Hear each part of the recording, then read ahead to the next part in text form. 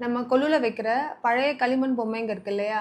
அதை எடுத்து மைல்டா சோப் வாட்டர்ல நல்லா வாஷ் பண்ணி எடுத்துட்டு, அதுக்கு நல்லா ட்ரை ஆயிட்ட அப்புறமா, அதுக்கு மேல அக்ரிலிக் பெயிண்டிங் அடிக்கலாங்க. இப்போ சீலன்ட்டோ, கெஸ்ஸோவோ தேவையில்ல.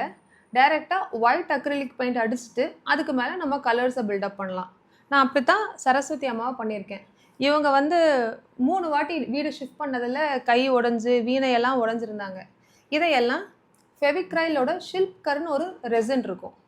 பார்ட் ஏ, பார்ட் பின்னு இருக்கும். 2ம் ஈக்குவல் அமௌண்ட்ல கலந்து, அது எங்கெல்லாம் உடைஞ்சு போயிருக்கோ, அங்கெல்லாம் வச்சு அந்த ஒரு லேயர பில்டப் பண்ணிட்டு, ஓவர் நைட் காய விட்டுட்டு, அதுக்கு மேல ஒயிட் அக்ரிலிக் பெயிண்ட் அடிச்சுட்டு, அதுக்கு மேல கலர்ஸ பில்டப் பண்ணலாங்க.